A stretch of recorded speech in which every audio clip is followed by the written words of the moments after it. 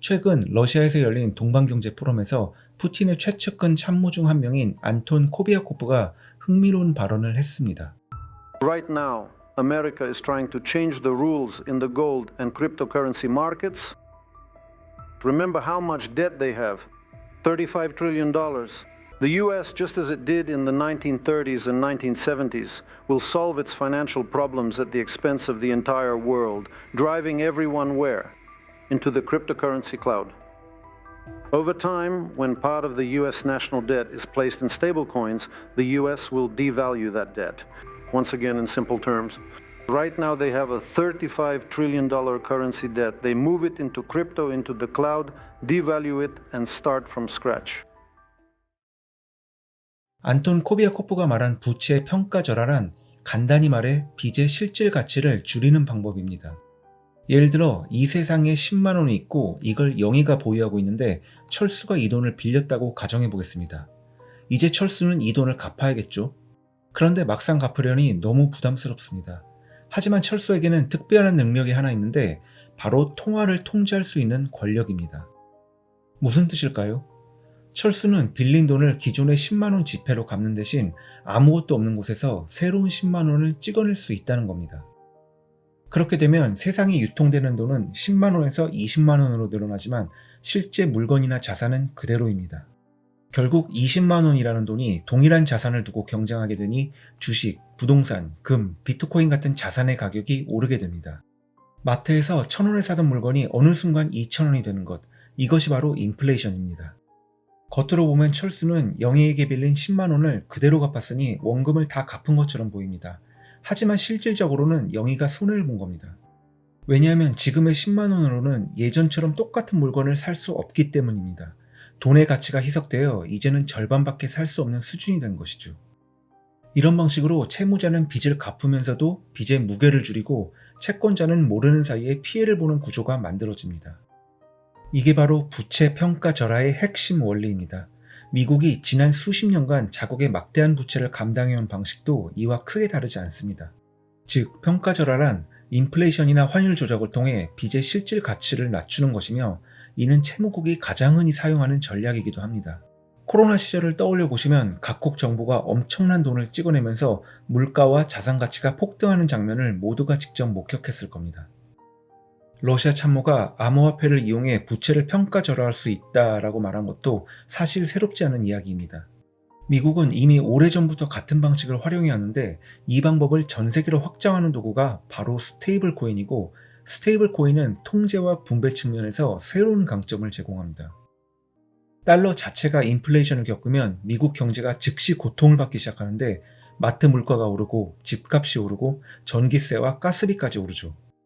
그러면 이를 잡기 위해 금리가 인상되고 결국 CPI가 상승하면서 국민들의 불만이 폭발하게 됩니다. 하지만 스테이블 코인은 다릅니다. 스테이블 코인의 준비금은 단기 미국채에 예치되기 때문에 사용이 늘어날수록 달러와 미국채에 대한 수요가 커지고 시스템은 스스로 강화되는 구조를 갖게 되는 거죠. 전 세계 누군가가 USDT나 USDC를 사용하는 순간 사실상 그 사람은 미국채로 담보된 디지털 차용증을 들고 있는 것과 다름없습니다. 즉, 미 국채를 직접 사지 않아도 간접적으로 미국의 부채를 지탱하는 역할을 하고 있는 거죠. 따라서 미국이 인플레이션을 통해 부채를 평가절하하면 그 부담은 더 이상 미국인들에게만 전가되지 않습니다. 스테이블 코인을 보유하고 있는 전 세계 사람들이 동시에 구매력을 잃게 되며 결국 인플레이션이 전 세계가 함께 부담해야 하는 글로벌 세금처럼 되어버리는 겁니다. 물론 달러는 이미 전 세계적으로 쓰이고 있기 때문에 지금의 시스템에도 어느 정도 해당되는 말이긴 합니다만 스테이블 코인은 차원이 다릅니다. 달러를 디지털화시켜 훨씬 더 거대한 시장을 만들 수 있고 심지어는 개개인의 스마트폰 속 지갑까지 직접 파고들 수 있기 때문입니다. 또 하나 주목할 점은 스테이블 코인이 중립적으로 보일 수 있다는 점입니다. 왜냐하면 정부가 아닌 민간 기업이 발행할 수 있기 때문인데요. 정치적 부담을 정부가 직접 짊어질 필요가 없다는 것이죠. 실제로 미국의 지니어스 액트에 따르면 은행이나 특별 승인을 받은 발행자는 달러를 담보로 한 스테이블 코인을 발행할 수 있습니다. 즉, 메타나 애플 같은 거대 기업이 마음만 먹으면 언제든 자체 화폐, 예를 들어 애플 코인이나 메타 코인을 만들 수 있다는 뜻입니다. 하지만 문제는 다른 나라들이 이런 시스템에 쉽게 끼고 싶어 하지 않는다는 겁니다. 그래서 최근 여러 나라들이 엄청난 양의 금을 사들이고 있는 이유가 여기에 있습니다.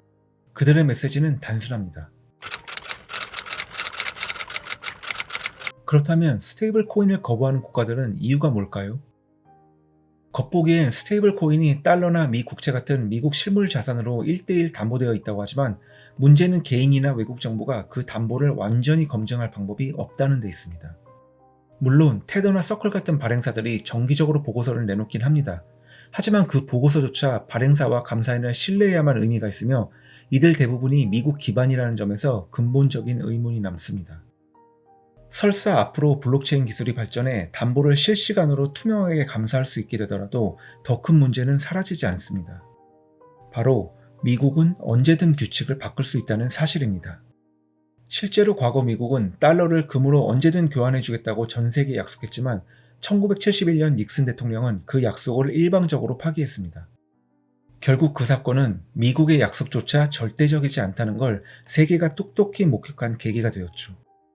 따라서 똑같은 일이 스테이블 코인에서도 반복되지 않으리라는 보장은 어디에도 없습니다.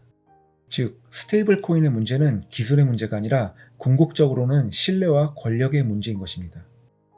다시 처음으로 돌아가서 미국은 정말 스테이블 코인을 통해 부채를 평가절하하려는 걸까요?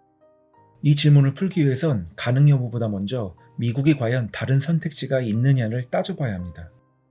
마이클 세일러는 공개적으로 트럼프에게 미국은 비트코인을 전략적 비축 자산으로 삼아야 한다고 조언했습니다. 그의 시나리오는 파격적이었습니다. 미국이 보유한 금을 전부 팔아 비트코인을 사들이면 금 가격을 폭락시켜 러시아, 중국 같은 경쟁국을 타격하는 동시에 비트코인 가격을 폭등시켜 미국의 대차 대주표를 재건할 수 있다는 것이죠. 하지만 이 아이디어는 어디까지나 발언에 그쳤습니다. 미국 정부는 국민 세금으로 비트코인을 매입하지 않겠다고 못 박았고 실제로 공개적인 매입은 이루어지지 않았습니다. 그렇다고 완전히 불가능한 시나리오일까요? 꼭 그렇진 않습니다. 정부가 직접 나서지 않더라도 민간 차원에서 미국의 전략적 목표가 추진될 수 있기 때문입니다. 실제로 스트래티지는 지난 수년간 끊임없이 비트코인을 매입해 지금은 수십만 개를 보유하고 있습니다. 만약 미국 정부가 당장 비트코인을 사들여 세계 시장에 충격을 주는 대신 민간 기업이 먼저 움직이도록 내버려 둔다면 어떨까요? 각국의 눈치를 덜 보면서 중앙은행의 공식 개입 없이 민간 기업이 사실상 선행 투자자 역할을 하게 되는 겁니다. 그리고 훗날 비트코인이 진짜 전략 자산으로 자리 잡았을 때 미국 정부는 스트래티지의 일부 지분을 인수해 영향력을 확보할 수도 있습니다. 인텔 지분을 미국 정부가 보유했던 것처럼 말이죠. 결국 중요한 질문은 이것입니다. 미국은 과연 금을 대량 매각해 비트코인을 사들이는 극단적인 선택을 할까요? 혹은 스테이블 코인을 강제로 세계에 도입할까요? 아니면 민간 기업들에게 먼저 실험과 리스크를 떠넘긴 뒤 나중에 안정성이 검증되면 조용히 흡수하는 방식을 택할까요? 역사를 보면 미국은 늘 세 번째 방식을 선호해왔습니다.